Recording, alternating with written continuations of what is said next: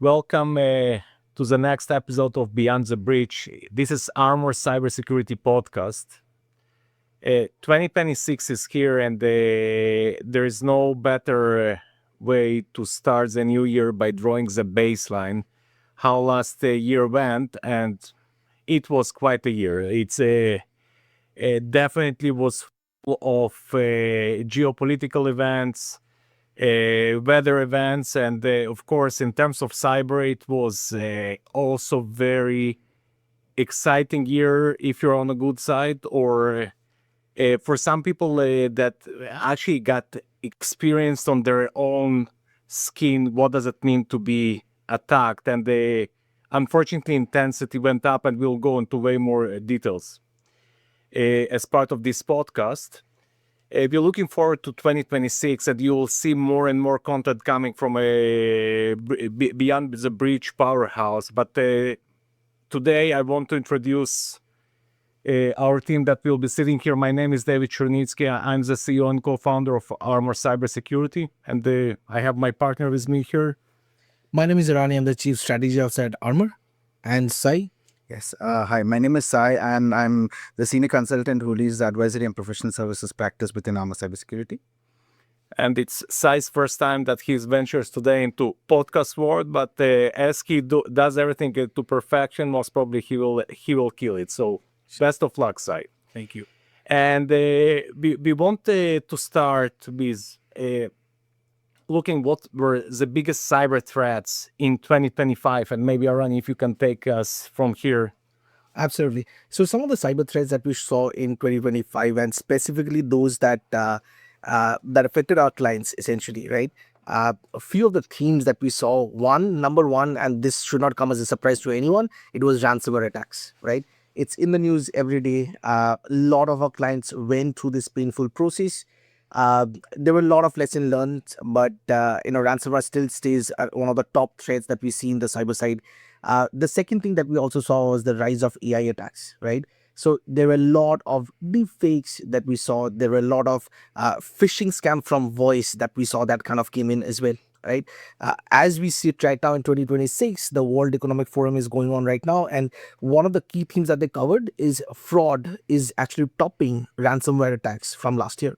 Right. So the amount of fraud that's coming in, maybe it's as simple as invoice scam or somebody calling in, impersonating a CEO's voice or a CFO's voice and asking an invoice to be paid.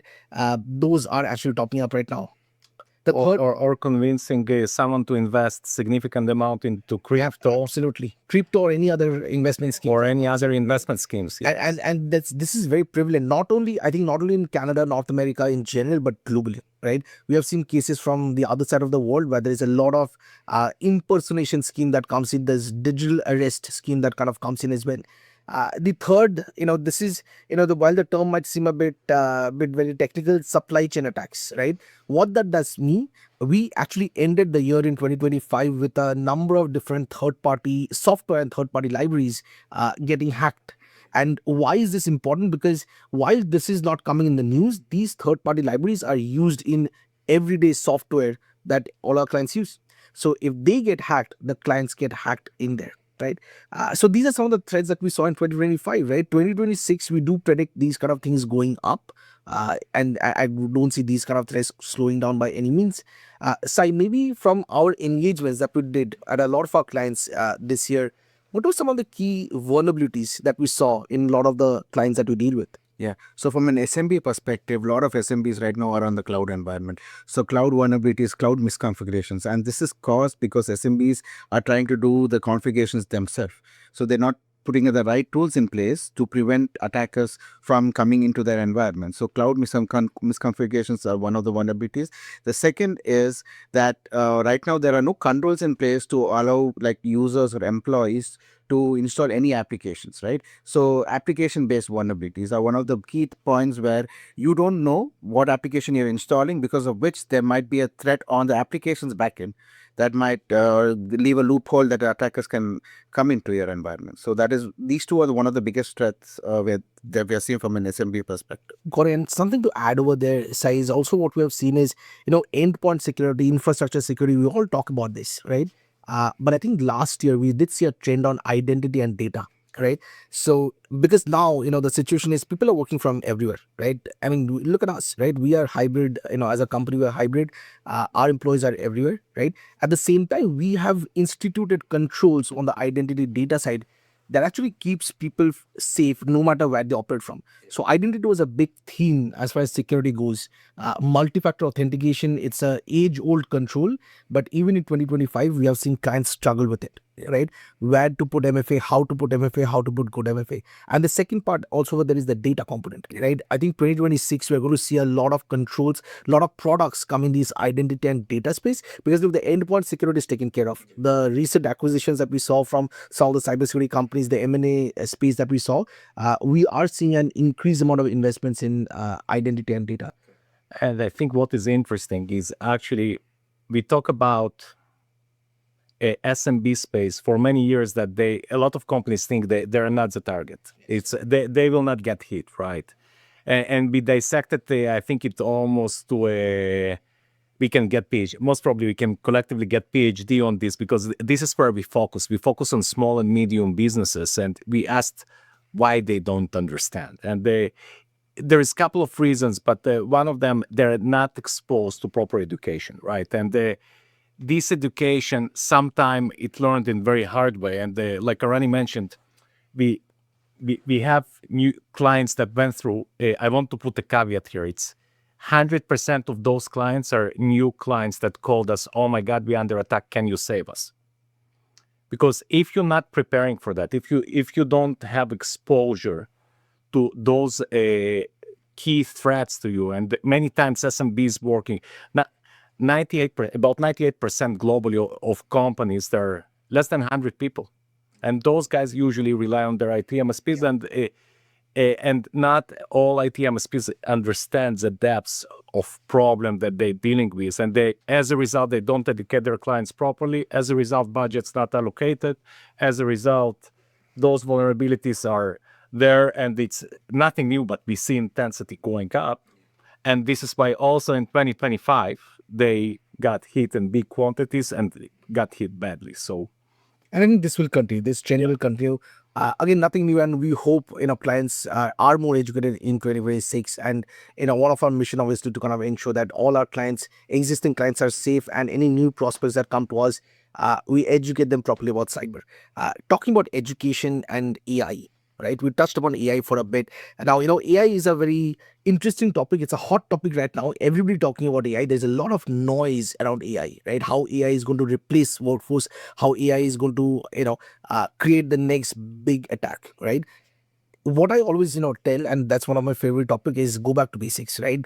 SMBs and any other companies, as a matter of fact, first needs to fix the basics, get your backups right, get your MFA right, get your data controls right before you talk about AI, right?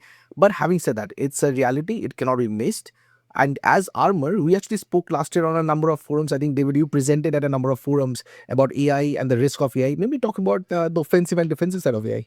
this is exciting topic. I hope we have enough time. I'm always making this joke, but AI, we started to talk about a role of AI in cyber security or cyber defense industry, and how cyber criminals leveraging that about 2 years ago. And we spoke in multiple locations around the globe, and it's always been exciting to see like what we said 6 months ago, the progress that we see in both sides of equation here.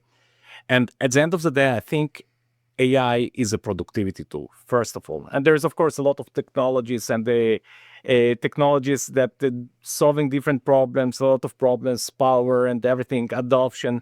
But at the end of the day, it's a productivity tool that allows attackers to leverage attack-ready tools without building years of expertise, do it at scale by deploying multiple agents that are actually performing the attack, and it allows them to make it much more customized and believable. And if we talk about infrastructure attack or someone impersonating a person, that deep fakes, once it was like, we heard wow in audience once we've been talking about it. But right now, if anyone can generate video of anyone and they can make this person say anything. How do you protect organizations against that? How do you enable defenders to leverage the best of AI? What we see that, again, cyber criminals beating cyber defense industry. The intensity and tempo of attacks this 2025 was by far the most intense year that we've seen in a recent history. I think the velocity has increased a lot, right? As you said, the tempo and the velocity of how fast the attacks happen. And this is something that's going to continue as we see this evolve. We actually dealt with some of the cases where voice impersonation happened and transactions were done. Sai, in our clients, right, we do a lot of AI engagements now as well. From a AI risk policy or AI policies, right? What can organizations start with? How can they start creating an AI security policy? Yeah, the first thing is awareness, making employees aware about the use of AI and how to use AI effectively and securely. So right now we have seen around the world that there are a lot of companies using AI, putting their data on the internet through AI. So those things need to be prevented through AI security. You don't put confidential data confidential data on artificial intelligence, because we do not know from the back-end perspective how the processing and where all the data is going right now. So that is one of the things that we need to take into consideration for SMBs, that is awareness and employee training on how to use AI and how to develop AI as well. I think, Sai, what you're hitting on is a safe usage of AI. Exactly. Right? And the safe frameworks around it. So, going to our, next favorite topic around regulatory and compliance, right? How are those changing? Right? How are those points changing? There are a lot of regulatory frameworks out there, compliance frameworks out there. What have been some of our key lesson learns, right, in terms of how they have shifted the gears? Yeah, in 2025, we saw all major regulatory standards, cybersecurity standards beefing up their controls, and the main is the adoption of cloud environments. So a lot of, for example, PCI DSS has beefed up their controls from March 2025 related to cloud environments, and it is around the world, all the standards is common. They're beefing up their controls with respect to cloud environments, cybersecurity controls that they need to implement within their organization. Now, coming to 2026 and the future, we predict that AI again is one of the things that these cybersecurity standards will take into consideration. They need to have controls around AI security and how organizations use, develop, and maintain AI tools within their environment. And David, we have been talking about AI with a lot of clients as well. What is your appreciation of the regulatory frameworks and how they are moving fast? So I think what we see that actually everyone understands that this is a problem, but not everyone yet. And I actually, maybe I'll correct myself. No one actually can define how it will look at the end game, because it's rapidly moving target. We also know only what we know. We don't know what we don't know. And the regulators naturally trying to react, and they're trying to control more auditors. So actually, it's to your point that, like you mentioned, if in the past PCI DSS sometimes was a relatively easier auditors taking to their longer time because they know that Yes, they will be looked at. And I think regulation is another point. Big guys understand it. And like we said, about 98% of companies around the globe, this is we are seeing, regardless the geography, in North America and Latin America, it always about 98% are small companies, less than 100 people. Then you have 100 to 500. It's another small segment, enterprises. Those guys who actually usually regulated have to be compliant. They get it. They're doing it. Most of the market, I think, it will be lagging. And again, these AI capabilities that attackers will be leveraging. Regulation is not cybersecurity. Regulation makes you compliant to a certain set of regulation, but will it make you a cyber safe? Yeah. It's not necessarily. It's overlapping. It's two overlapping domains, and the business leaders will have to balance two of those in 2026. Yep. And I think the good part about regulations is it's a driver, Yeah. At the end of the day, it's a business driver for cybersecurity, right? Like there are a lot of different drivers we have talked about in past episodes, right? Where we talk about why does SMEs or why does companies in general buy cybersecurity. One of the key drivers that we see is regulation. So I think that's a good part about it. I think regulations are the first, like a step one. They drive companies Yep. to take necessary actions, but companies also should realize it doesn't stop there, right? They have to go beyond regulation because, as you said, David, rightly, there's security is not equal to compliance, right? Compliance and security, two different topics. And so in our experience, we have done that as well. Yes. Compliance, security, very two different things, right? Agreed. And from a compliance perspective, we see SMBs focusing on only the controls that are defined there. But you need to go beyond that. You need to ensure that your data, your customers' data, and your employee data are secure and protected from threat actors. Absolutely. Which protection from threat actors, the other topic that we always like to talk about is cyber insurance, right? David, what are some of the cyber insurance trends that we have seen in 2025 and how do you see that going in 2026? Maybe let's start. I just turned recently 50, so I like this story. Thank you. I just looking backwards. If in 2022 you spoke to a large organization and you've been asking, do you have cyber insurance? Many of them did. In North America, you've been talking to large organizations in other regions of the world, and they'll be thinking about it. I think what we see, big organizations, regardless of geography, understand that they need cyber insurance. And cyber insurance, again, it's a maturing industry that went through a rapid transformation, not just because they wanted, but because they had no choice. Yes. Cyber criminals put them at the spot it was cease to exist or evolve and adapt. So big guys adapted. What we see, smaller guys, still, it's actually spreading more in North. And I'm talking right now about North America. We see it more in Latam. People also realize they need to get cyber insurance, but this fast evolution brought cyber insurance to a survival point that to underwrite someone, you have to meet certain standard. Certain minimum standard. Minimum standards. And I think the biggest thing we have some great partners. We partner with Box Insurance here. They specialize in cyber insurance. We see the fundamental work, how they coming actually from the point that they want to ensure that their clients properly protected before they underwrite them. And I think it's unfortunately at this juncture with AI threats that we spoke and the velocity that in tempo that will increase, this is the right way to go. Absolutely. This is my biggest observation. Absolutely. And as I will come to you in a bit to talk about the cyber insurance requirements that we are doing for our clients, right? One of the key learnings for me, and all the statistics that we actually saw was in the last 2 years, right? The amount of premium that the insurance people collected versus the amount of payout was extremely skewed. Right.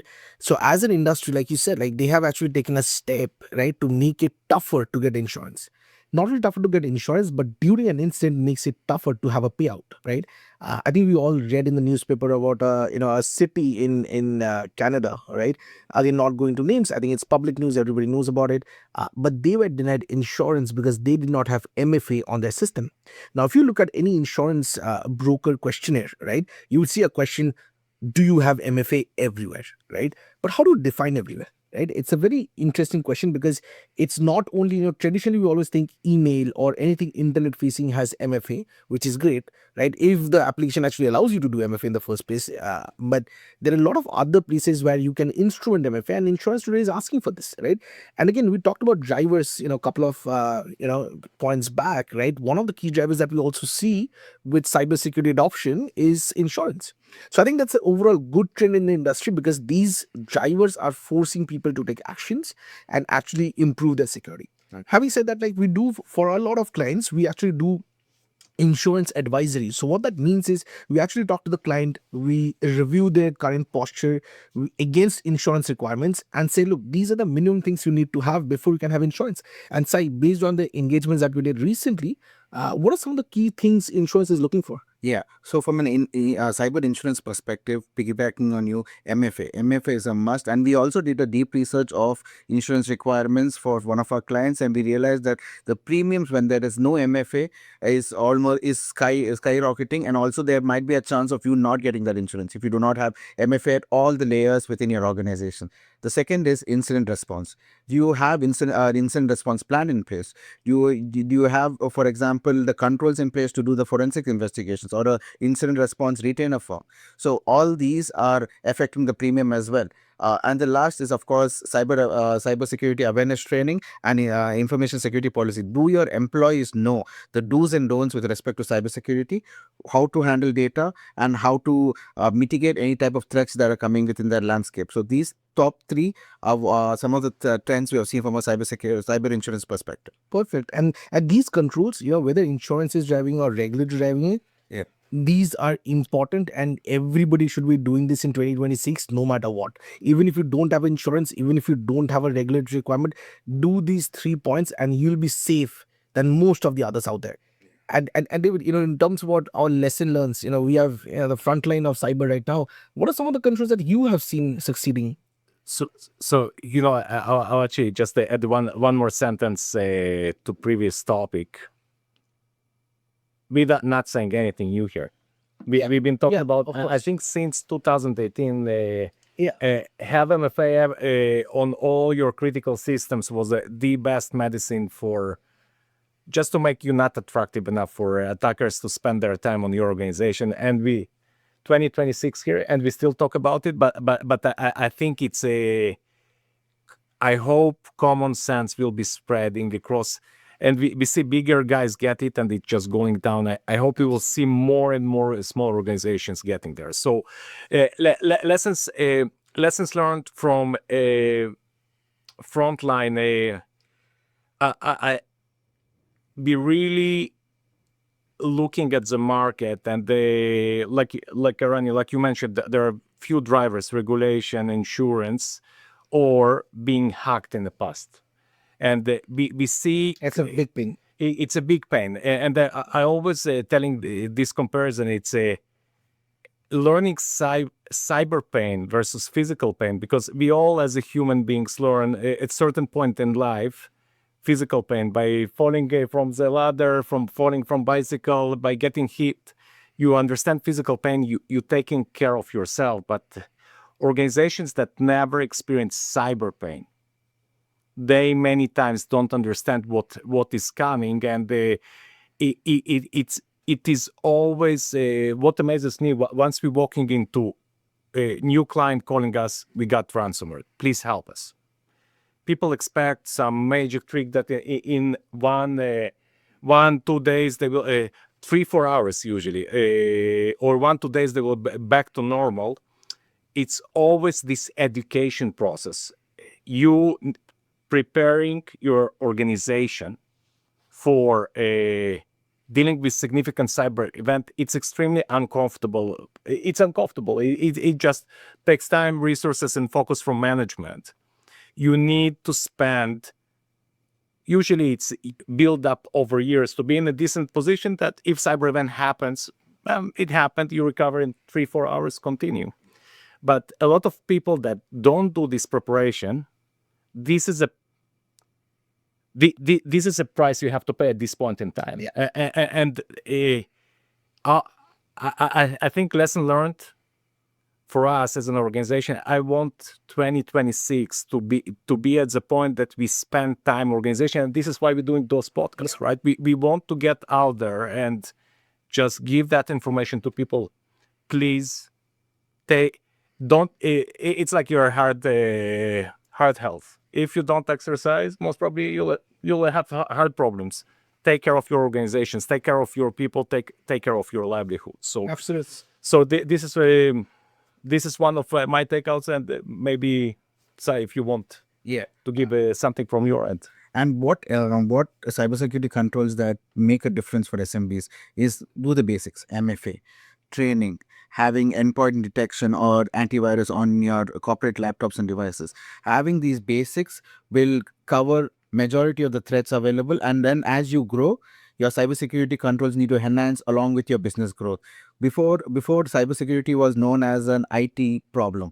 Right now, it's not an IT problem; it's a business continuity and a business performance problem that all organizations need to take into consideration. Absolutely, it's a business risk. And guys, as we think through lesson learned, one of the lesson learns that I have, and this is from the adoption of cybersecurity, specifically lot of IT technologies today. Like, let's give some examples like Microsoft or Amazon or Google, like all the cloud providers, and especially Microsoft. They have done fantastic things as far as adoption of cybersecurity goes. They have made it really easy for a lot of organization, in 2025 to adopt cybersecurity. We have done a number of engagements with clients where they are a Microsoft shop, right? They have, say, for example, a business premium license, and they can have a quick add-on, right, that gives you a lot of capabilities that previously used to be accessible only from a very, very highly priced license keys, right? So what that means is, these bigger giants are taking care of these small medium business as well, which is a really refreshing thing to see, number one. Number two, it's easily accessible now. It's no longer this maze of like technologies. It will always be a maze of technologies. Affordable. It's affordable for any organization today. It's affordable and is the right skill set to have, is the right technology controls to have, right? So at the end of the day, that's another lesson learned for me is, as we go into 2026, I think we'll see cybersecurity become a bit more affordable, the adoption become more higher, and that's a positive thing to kind of think on. Our job as consultants and professionals in the field is to educate the clients about this, because we see a lot of clients, they have access to those license and they have access to all these controls that both of you talked about, but nobody's using it. They already have this, they have already paid for this, right? So why not just use it? Okay, and just to add to this point, the technology is with a small fee, affordable fee is available for everyone, and it's not just big guys. Yes. But what is a gap? And we still see it in 2025.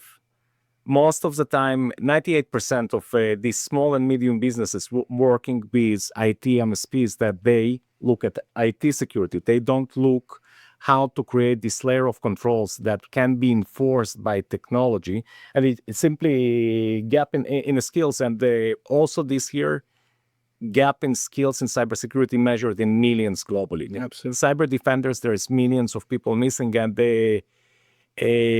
business leaders that looking at this podcast need to understand that it's not. Many times people ask, so where do we start? You start at the moment you decide and just find the right partner in your region. You always can reach out to Armour Cybersecurity, but I'm not selling here. Just it seemed to 2025. In 2025, big companies like Microsoft made it way easier to gain access to enterprise level security at very affordable price. Absolutely. And 2025 seems like a very eventful year. It's a lot of action, a lot of lesson learned, a lot of things that we saw from the front line. 2026, I expect more actions and more adventures down the line. Let's end the episode by talking about top 3 things. Let's maybe each one of us tackle one action that you want our clients to have. Maybe Sai, would start with you. One action you want all our clients to take today. Okay. The main thing is, again, MFA and awareness trainings. Across the board, all your employees, across all the layers, you need to have MFA, and across all the employees, there should be the trend of cybersecurity inculcated within the business culture. So that is one of the things, main things that I... Perfect. David? I recently read book, Seven Atomic Habits for Successful People. Very good book.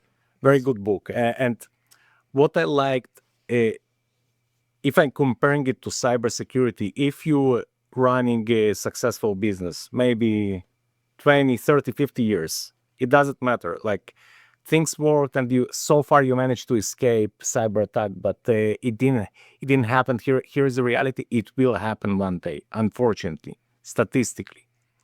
So to deal with cybersecurity, cybersecurity should be seen today as an enabler to your business continuity. And to build this enabler, it's not happening overnight. You need to start doing baby steps. And in the book, what I liked about it, they gave this example of a person that was trying to build a habit going to gym. And first 3 months, this person actually was showing up to gym for 5 minutes, by putting his shoes, getting out, like putting his shoes, doing something small, like you're really doing these small achievable steps. And this is my recommendation to every as a small and medium business owner, a small and medium business leader. If you think you are doing enough around about cybersecurity, check yourself. But if you think you're not doing enough about cybersecurity, just put your gym shoes and take this small step. Find a partner in your region to help you to ask the right questions. Where to start, how to start going to this cyber gym. So eventually you will be resilient in 2026 and going forward, versus your neighbors, maybe they don't build this habit. So this is my recommendation to SMB market. Perfect. And just to kind of close that off, piggybacking both of your points, I would like to have more conversation around cost of cybersecurity going in 2026. You know why? Because in our philosophy, cybersecurity can be, it's not extremely expensive anymore, right? You can do some of the basic things that both of you talked about, right, at a very, very affordable price, right? So I would like to kind of, cyber again, there's from a spend, right? And one of the future episodes we're going to talk about cybersecurity and budgeting and costs, right? But we see cyber spend as always a part of IT spend, and that's always an expense, right? It's always seen as an expense. We talked about cyber being used as business enabler. Let's actually help our clients and prospects drive that point home, right? Let us actually have conversation of how cybersecurity can be made affordable. Let us come in, let us have a look at what you're spending on right now and how you can optimize that spend, save some money doing cybersecurity, right? So that's some of the key points. Having said that, 2025 was a very good year for us as well. 2025 was a lot of action. 2026 will be even greater. With that, I think we'll close the episode. Thank you for joining in, and we'll see you on the next episode. Thank you.